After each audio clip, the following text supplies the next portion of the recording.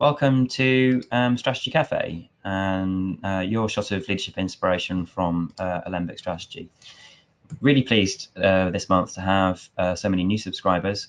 The Cafe is our monthly leadership magazine, and we try and pick up on interesting topics. And we love interviewing successful leaders for their tips from real life. So our hope is that you'll find this useful and inspirational in your own leadership challenges. Our purpose as a company is to sort of try and change the world one leader at a time, and we do that by helping you as a leader to lead better, because leadership is such an important factor and has such an influence on so many people's lives, including our own life. And that's a mix of getting the strategy right and supporting you with the delivery. And one way to do that is to help you understand leadership and your growth options.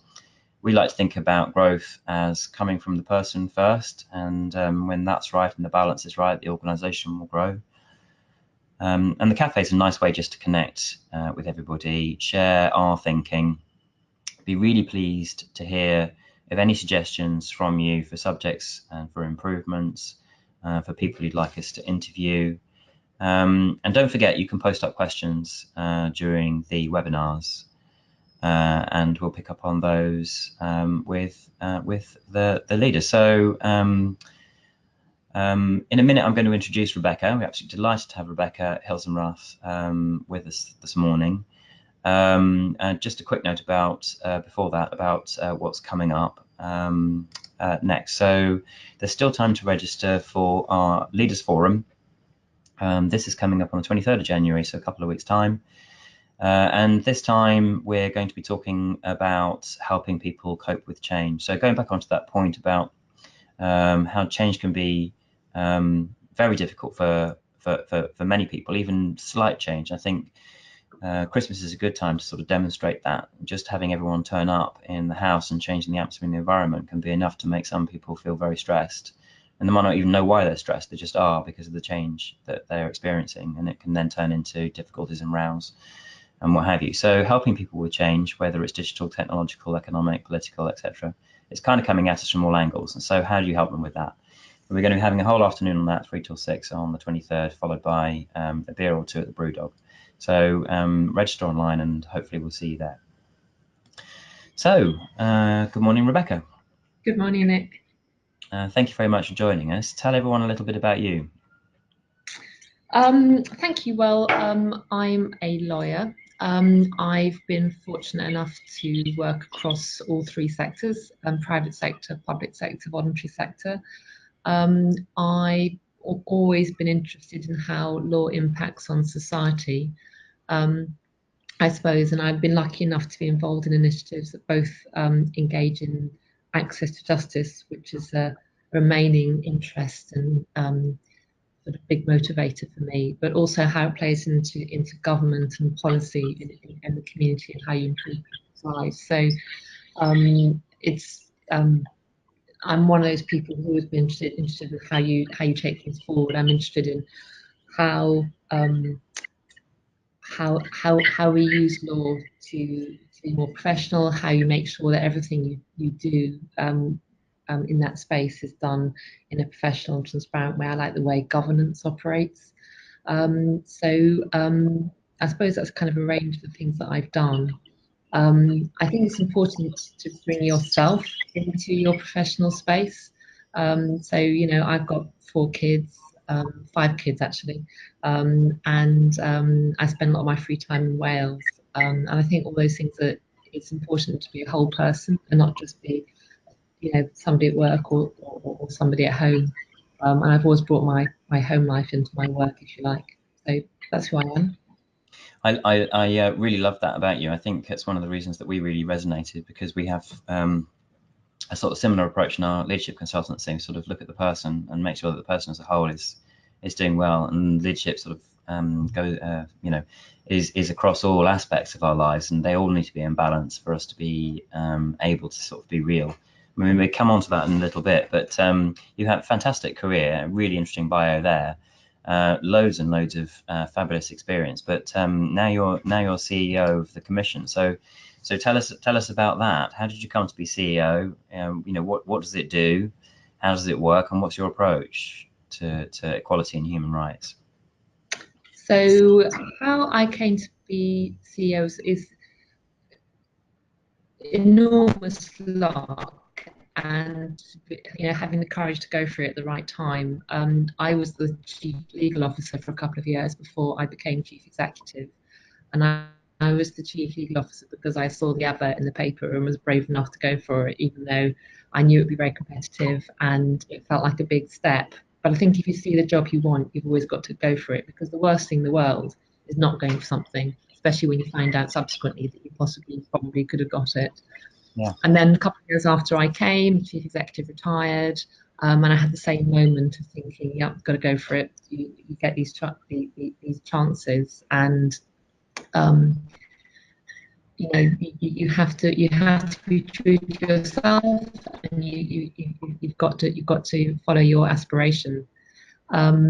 The Equality and Human Rights Commission is the national equality body for this country, and it's the National Human Rights Institute. So it has a dual role of promoting and protecting human rights, but also enforcing equality legislation in this country. It's got a range of levers, all the way from advising government, monitoring the law, holding inquiries, conducting investigations, taking cases, and it's all about working out which lever to use at which point to have the greatest impact to try to make the country a better place. Amazing. We've got a couple of current themes to talk about a little bit later on in the interview. So hopefully that sort of illuminates a little bit more about how that all plays out. But really interesting role. And so when we met, we had a really interesting conversation. And one of the things you said was this, which I think kind of takes into the heart of your leadership quite well, and also I think speaks to how well your purpose and the Commission's purpose are in alignment. But I just really like this point that you made. We can get too hung up on skills, who people are and how they behave, that we really appreciate. I just wondered if you could kind of expand on that a little bit in terms of what does it mean for you? Well, I think it's about understanding that what you see in people is the most important thing, and not what happens when they're sitting at their desk. I'm a lawyer, and I think as a lawyer we tend to get a bit hung up on technical details. And I certainly spend a lot of my time thinking, well, I'm not quite good enough for this job because I'm not quite sure what Section 4 says, and I haven't got the latest case or whatever. And I wish I'd realised a lot earlier than I did that isn't actually what makes you a good lawyer. What makes you a good lawyer is, can you talk to people? Can you do the teamwork? Are you going to be positive about change? And I think that's true across all walks of life, all professions, all careers. And one of the times that I realised this was people telling me in my personal life that I should go for jobs, or I should be good at this or good at that. And I always used to say, but how on earth would you know? How would you know whether or not I'm a good lawyer? Because you are my friend or my cousin or my sister or my husband or whatever. Yeah. Of course, they used to say, because it's the person that you are. And if you think about it, that's right. Yeah. So I really like that, and I think that leads in really nicely to this next point, which is we were talking about identity and knowing yourself. And I appreciate that the causes of discrimination are really complex, but sort of one aspect of that we talked about was how identity can create fear in us, and then that leads to problems. And you were making this wonderful point about you can't really help other people if you don't know who you are. So just tell me about that. Yeah, obviously, as you say, the causes of discrimination are complex, and we produced studies on this. And I think it's really important to understand the difference between prejudice and how that translates into behaviour, because the two are not the same. But there are lots of different kinds of different identity. And when you look at how people react to people who look different from them or behave different from them, it's often about fear. It's often about not knowing people. And if you look at rates of concern about people who come from abroad, for example, it's very different in areas of the country which are more or less diverse, reflecting what actually the more people live in diverse communities, they're actually less likely in some areas to have that fear of people who look different. But I do think it comes down, a lot of it, to how you feel about yourself. And if you look, I mean, crudely, if you look at people who bully people in school playgrounds, the people who are doing the bullying are often the people with the least self-confidence. I think the more you can be certain about who you are, and the more you've got that understanding of yourself, the more relaxed you're going to be about people who are different, because that's not going to be about them. That's not going to be about you. It's going to be about them. I don't know if that makes sense. It completely makes sense. It does, and it resonates with me a lot. I think so in my own experience, I would say the same thing, that the more I've worked to understand myself, and I guess observe times where I've been inconsistent or had mixed messages or felt very mixed emotions about things, and then sought to deal with those and understand them, the more I've started to understand myself, the more confident I've got in myself and being me, just being me, the less I fear many things. It's a sort of a strange thing to say, but it's a sort of natural self-confidence that allows you to be open to other people. And I can completely get that if you're going to be in a place where your work is to positively help other identities, other groups have access to rights, for example, then you need to come in. That needs to come from a place of huge confidence. You can't be worried about yourself when you're doing that, I don't think. No, but you do learn a lot about yourself. Yeah. And that's really one of the great joys of the job. And I think as a leader, I think you have to be open to continuous learning. I mean, everybody does, but it's one of the great privileges of leadership that as a leader, when you're learning, you're actually learning more about yourself. Whereas if you are doing more cold-face work like litigation, you get sent on training to be a better litigator. I tend to get sent on training to learn more about myself. The more I learn about myself, the better I am at understanding other people. I completely agree with that. I think a leadership role is probably one of the most the most significant positions you could have in terms of driving self-awareness, because it just challenges you on a daily basis. The way we would put it is that within us it's true as well, but also in every organisation, sort of natural differences that need to be squared away. Paradoxes, disputes, arguments. They can't help but come up because there are always going to be conflicts within the various competing needs of the organization, and they're expressed through people who are leading functions. And so your job is constantly to manage that. It's there is an ongoing constant need to square away differences, and it's hard, and it forces you to examine why you're doing it and where your impulses are coming from. So I think you're right. I think it's a really powerful way of self-developing to be a leader. And it comes across to me. Oh, sorry, go on. You say. Sorry. I was only going to say, in a way, the biggest difference that you learn as a leader is the difference not just between you and other people and other people and other people, but how you are perceived by other people and how you think of yourself. Yeah. And there's a huge differential between how you are to yourself, how you are to other people. And the biggest learning is that you aren't right. We all say, well, you think I'm such and such a person, but you're wrong because I'm not. Yeah. Understanding that actually how other people feel your impact is a real thing. And it's actually not dependent on whether you think you are yourself a completely different person, because you really won't know. And it's an odd thing to say, isn't it? But I think it's true that it's quite difficult to be yourself. To know yourself and be yourself does take a degree of, I don't know, relaxedness about that. You could call it confidence if you like, but in a way you don't necessarily know who you are completely ever. And in a way that unknowing is quite a useful thing, because it means you're still curious. It's huge. Knowing that you don't know who you are is the biggest learning. And once you figure that out, you're kind of most of the way home, I think. Yeah. And it's not about intellectually knowing it, it's about really sort of feeling it, isn't it? And really sort of getting it on the inside.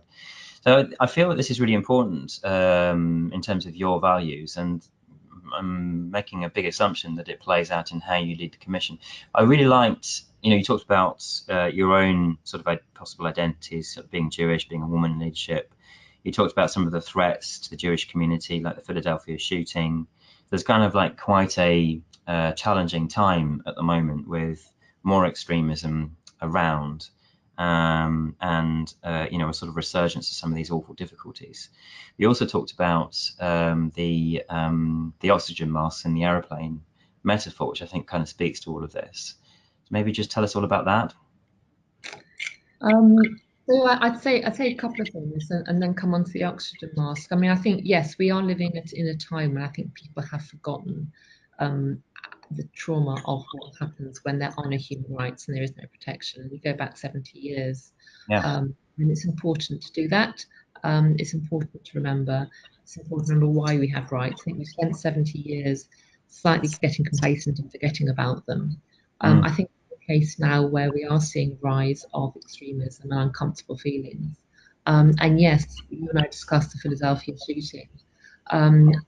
There's a lot of stuff going around in terms of the Me Too movement, rise of anti-Semitism. And I am Jewish, I'm a woman, but the truth is that everybody has something that connects them to what's going on. I think it's probably not helpful for people to say, well, that's about people who are Jewish, or that's about people who are Muslim, or that's about disabled people. I think it's really important that we look at ourselves together as a human race, and we try to help everybody to get to a better place, and not make it a competition, if you like, a hierarchy of rights.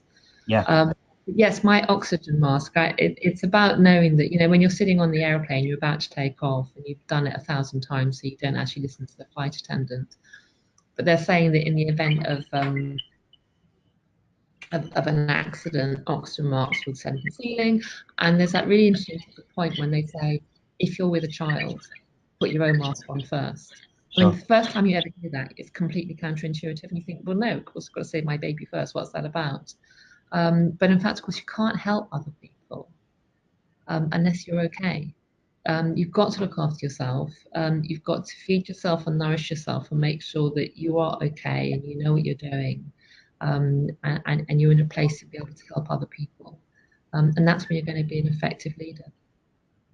It's a really great point, and it sort of makes the selfishness of looking after yourself, which might be perceived, into what it really is. It's about opening yourself up as a resource for others. I also feel that it then speaks to how you treat other people, because if that's how you must be treated, then they must be treated in a similar way. I thought that was really interesting, and kind of maybe take us on to this, which is, we talked about lots of things. I've captured just a few of the insights you shared with me here. Maybe just take a moment just to talk us through these in terms of how you practice leadership at the Commission. So, yeah, I talked about accountability. I like the word accountability. I think it's really important to remember that you're not just freewheeling. I think accountability to yourself is an important thing, because you've got to be the best that you can be. And I'm actually okay going home after a day when I was, I don't know, on TV or speaking to the board or addressing a staff meeting where I know I got some stuff wrong, provided I did the best I could. It's much more important to be the best you can be than worry about what somebody else might have done. But you're also accountable to a broader framework. You are accountable to your board, you're accountable to the purpose of the organisation, and you're accountable year on year to the plan that you agree on with your team and your board. And you have to at all times make sure that what you do has a dotted line back to that plan and help to take it forward. I am a bit keen on self-discipline, but that's how I operate. I think discipline is one of those funny words. If you apply it to other people, it sounds absolutely awful. But if you talk about the way you look at yourself, I think it's what drives me, and it's what helps me get through the things I want to get through. I think as a leader, you've always got to be real. Because people won't trust you otherwise. They've got to know what they've got, and they've got to know that you are who you are. I've always brought myself to the office. I've always pulled the hell out of people by talking about my children, my love of hills in Wales, what's going on at home. And actually people will always respond to that. Always, always, always. And one of the best it's a feedback I got recently was from somebody who said, I actually always thought you had to wear a mask in the office, and I've learned so much from understanding that actually it's the opposite. So I think that's important. Yeah. You can't have it's not a coasting job to be a leader. You've got to have that energy just to keep going through stuff.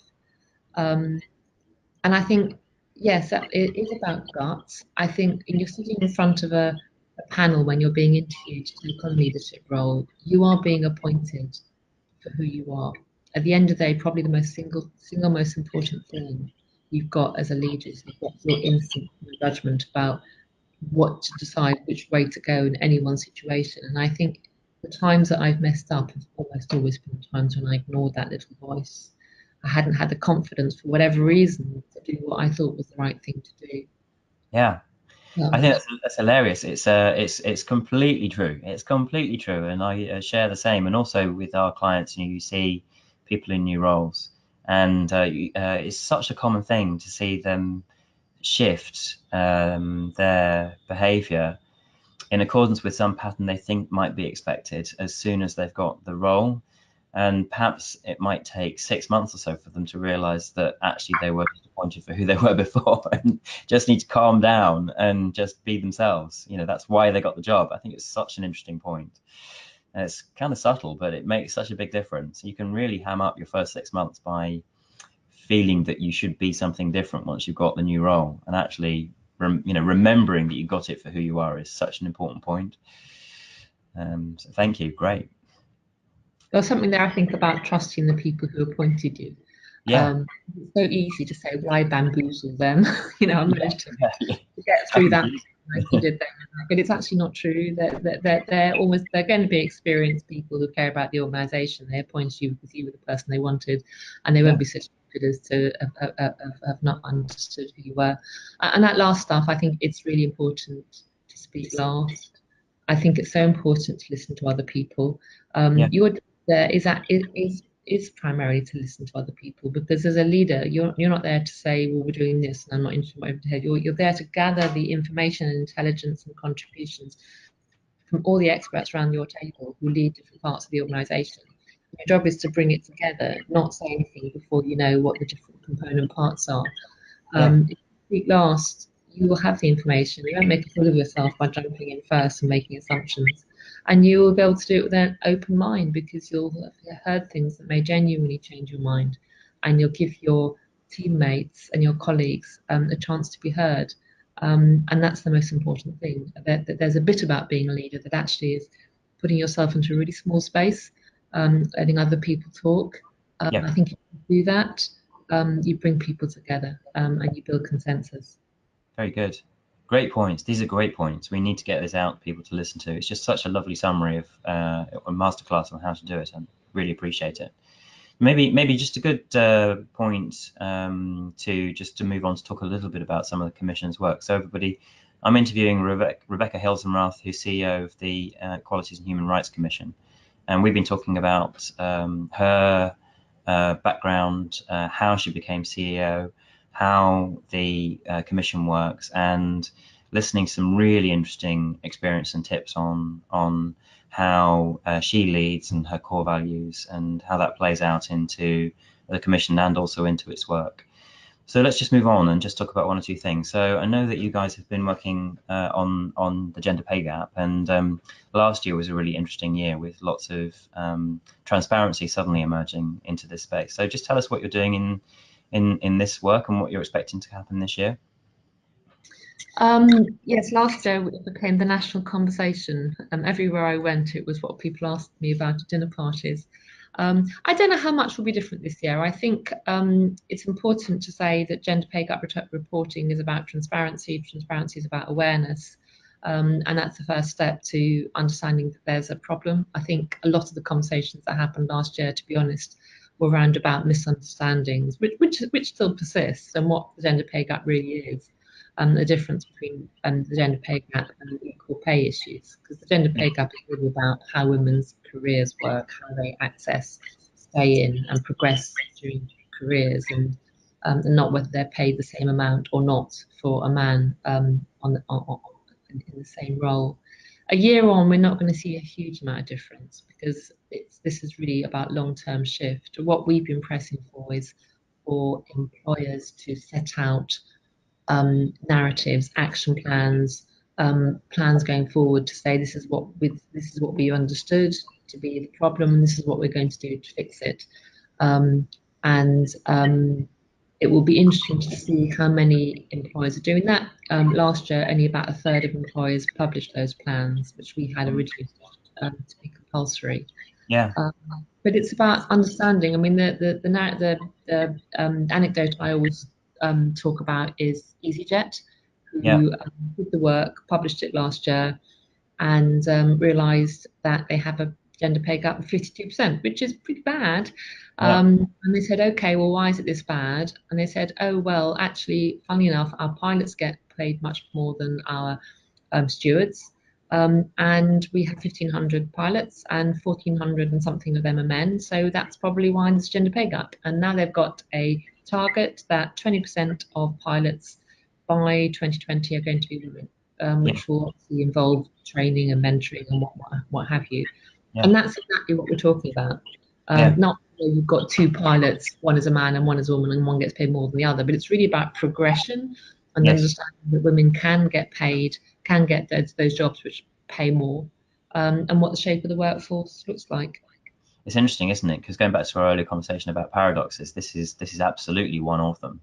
And it is complex because there's a whole mix of reasons why there will be that difference in the underlying structure of the gender balance within the roles, which is leading to the pay gap there. It's not about a female pilot and a male pilot being paid differently. It's about a structural problem within access to the roles, and that's going to be coming from lots of different directions about people's biases, personally and corporately, about what an appropriate pilot looks like. Whether to apply for the job in a way is as important as what we expect someone who applies for the job to look like. So it feels like it really feeds into the underlying structural issues that cause inequalities.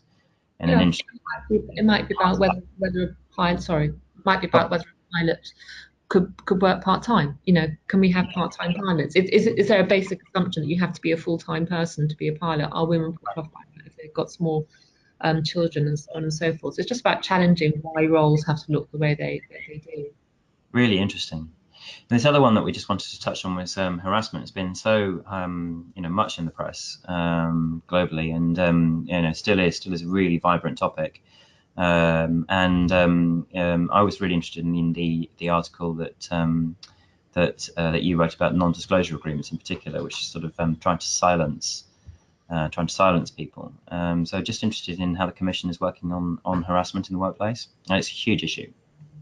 It is a huge issue. We did some research last year into this, and of those who applied, obviously it was a sort of self-selecting audience. So yes, many of them had been subject to harassment or victims of harassment. But what was interesting was that of those who had encountered it, only half had reported it, and of those who had reported it, only half saw anything being done.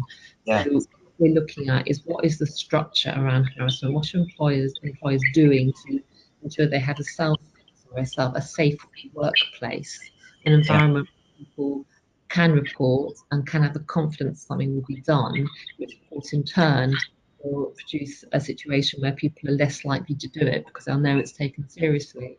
But non-disclosure agreements really, and we have seen this, particularly I'm afraid in large law firms, have been about identifying that has been a problem and essentially paying people a large sum of money to keep it quiet. And then, of course, what happens is the guy who's responsible just goes down the corridor and does it to the next person. Linked to the gender pay gap is that we have a gender pay gap in this country. If you are a man, you are twice as likely to be in a position of authority, a senior director, a manager, or whatever, than a woman. And what we're finding in our work on harassment is that people suffer harassment largely from senior colleagues, which of course are, if you're a woman, it's a power situation.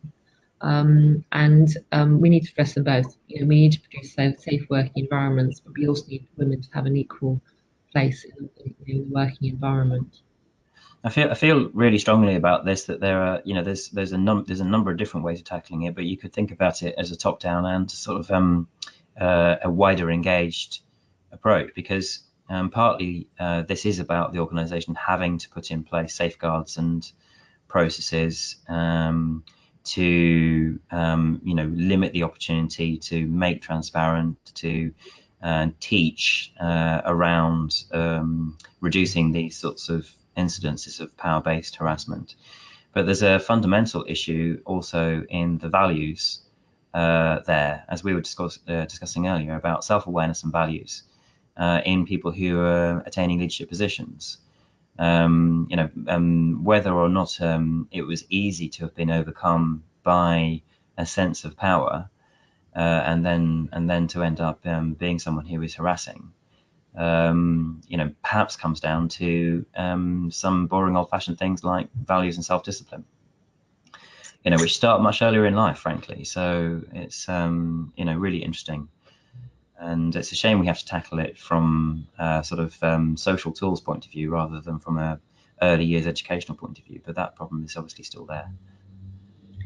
Well, I'm a big fan of early years, and I think we talked earlier about prejudice, and I think the more we can look at people coming together in school, the more we about how we teach people in school, the more we can address inequality at an early stage. Yeah. But I think when you get to the workplace, there is a hugely important piece about the narrative. Yeah. Quite apart from anything else that impacts directly on individuals who are victims of harassment, once you have proper processes in place, it stops people saying things like, "Oh well, harassment is just about somebody smiling the wrong way and whatever," when actually it's not. Yes. We've had horrific evidence given to us of people being pinned up against the wall and having people's hands inside their underwear. And one of the worst incidences was a worker who, when she admitted she was Christian, ended up locked in the toilet while there were people outside arguing which one was going to take her virginity. It's serious stuff, and yet you have this culture whereby when people report instances of harassment, they tend to get said, "Oh well, but he's like that, so give him a bit of a wide berth," and Right. boys will be boys, and the boys will be boys thing is really pernicious. It's not true anyway. It's No. really not true, because it's somehow it's a big slur on men, frankly. Yes. Yes. But we need to stop saying it. And Yeah. I think something about the whole narrative in the workplace that we need to ensure or try to change, so that people just talk the right way. Yes. And again, down to their self-discipline, but it starts with what are my thoughts, and then translates into what are my words, and then into what are my actions, and then into how does that manifest in the world around me. And it does take you back into learning and values, really.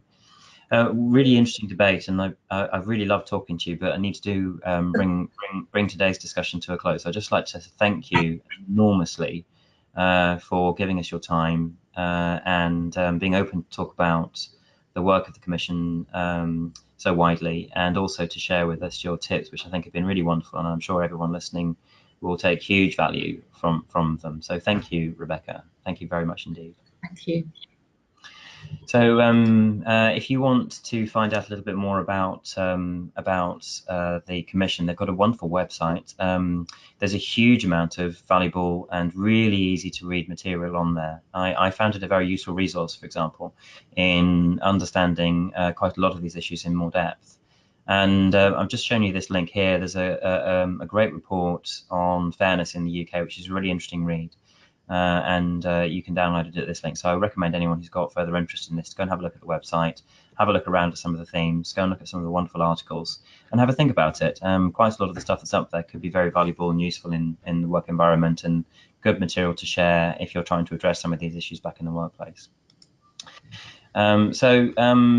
Big shout out from me is just, what is the one thing that you've heard from Rebecca today? If you've sat and listened through this, what is the one thing that's really resonated with you that you want to act on from today's workshop? And just in honor of the time that you've had listening to her, perhaps take that one thing and go and do something about it. And that would be fantastic. The next webinar is going to be with Mark Gallagher.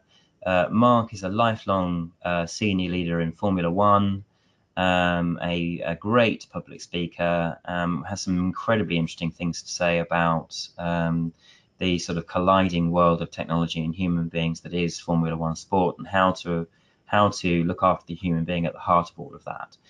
Really interesting fella, and fascinating to listen to some of the stories about things that have happened on his watch. And just to note that you can now find all of our Strategy Cafe recordings on our iTunes podcast and also on SoundCloud. And of course, you can still find the YouTube channel, so you can watch the videos of them there, but you can download them, listen to all of these on iTunes now. Just search for the Strategy Cafe podcast. And just a final reminder that our Leaders Forum coming up on the 23rd of January, 3 p.m. onwards, we're going to be talking about change and how to help people with that. We are in support of Place to Be, which is a fantastic charity that helps children in schools find somewhere safe to go to talk about issues that they're finding tough, whether it's at home or at school. So it's an incredible charity, and you can find out how to help us support them on our website. And then finally, on the 12th of June, our conference this year is on meaningful human leadership, looking at new models of business, people and leadership in a changed world. And it's really about putting that human being back at the heart of everything, and reminding us that technology is a tool, it's not the thing. And as a leader, how do you get your head around that, and how do you help bring the human out and put that back at the forefront at work? So hopefully you'll love that and come along to our next conference, and you can see there two of the amazing speakers that we've got, of a plethora of speakers from all different walks of life with loads of different angles. So there'll be plenty of take-homes from that day. I hope you come along and you love it. Thank you very much for listening, and hope to see you at some of our other events in due course.